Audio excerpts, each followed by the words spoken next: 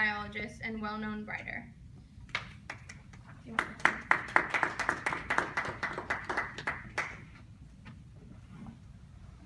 Good morning. My name is Richard Dawkins. I'm an ethologist, an evolutionary biologist, and a writer. I was a professor at Oxford up until 2008, where I decided to devote my time teaching evolution to students, teachers, and communities across the country.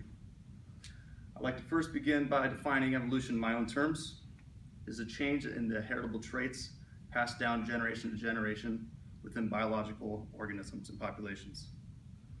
So some people say, well, evolution is just a theory. And I would say gravity is just a theory.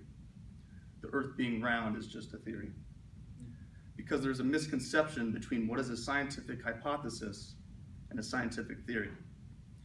A hypothesis is the initial building block of the scientific method.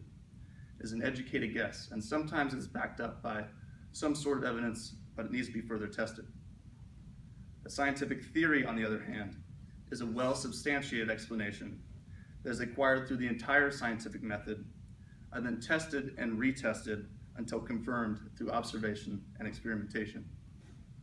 So some might say, well, you cannot directly observe evolution because you claim it happened at such a slow rate. And yes, that can be true because the galaxy is 14 billion years old, and life on Earth started about 4 billion years old.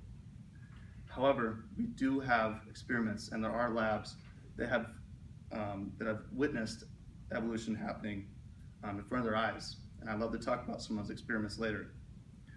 Furthermore, we have the fossil record, biogeography, comparative anatomy, embryology, even molecular biology, and all of these have done experiments to show and prove evolution. These methods and technology were not around when the Bible was written. It is in the human genome and in human nature to find answers to questions that don't have an answer, such as what is life, what's the purpose, what happens when we die. These answers were answered in the Bible, and they serve to give us comfort. So much comfort that has been passed down up until now. It has been so rooted within culture that any ideas that object it, anybody who tries to stand out, are pushed aside, and the tradition continues. So I would say, I'm not here to tell you that God does not exist.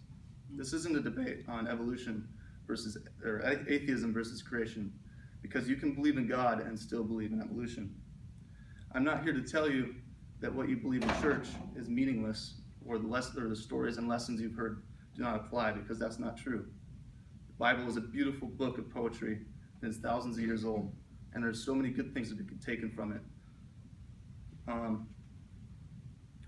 cannot say you are unintelligent for not acknowledging the truth of evolution, but what I can say is that do the research for yourself. I ask you to listen to what we have to say today and consider that the Bible cannot answer all of the questions that science can now prove. After you do the research, you will find that 99.9% of all Earth and life scientists within the United States believe in evolution. And yes, it does have meaning. Evolution is the foundation to all of biology. It is the foundation to all Earth and life sciences. Without the theory, we would not have the understanding of thousands of questions about organisms, diseases, medicines, and even the human brain. The difference between science and the Bible is that science is always up for change. If any of you in this room decide to go home and do the research, go out and study for yourself, and you find one thing that disproves evolution, or one thing that proves creationism, you will become the most famous scientist in the world because you've just disproven everything we have today. So I want to conclude you with just listening to what our team has to say, keep an open mind, and then do some research for yourself.